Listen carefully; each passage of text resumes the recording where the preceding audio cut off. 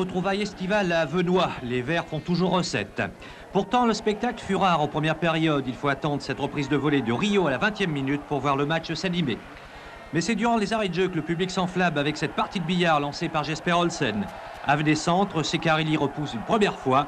Cyprien sauve devant Rio, puis Gorter tente sa chance avant que Gerbin ne tire l'ultime pétard. Rien à faire, le score reste là au repos, 0-0. La deuxième période sera plus intéressante avec un pressing constant des malherbistes sur ce coup franc. Gorter inquiète Ceccarelli.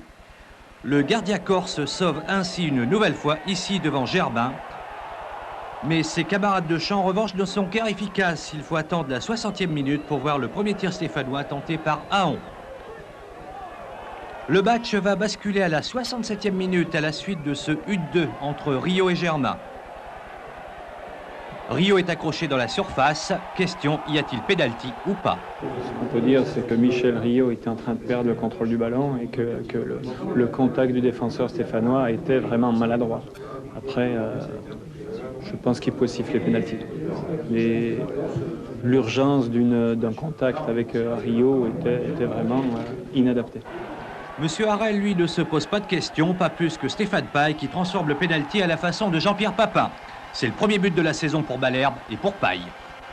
C'est vrai qu'il ne fallait pas le louper, c'est mieux de le mettre que de le louper, surtout à 0-0. On aurait pu rester à 0-0, on s'aurait rappelé du penalty loupé de Stéphane Paille. Maintenant, bon, il est marqué, c'est bien, c'est surtout bien pour l'équipe, c'est bien, on a les 2 points. On attend les matchs sereinement.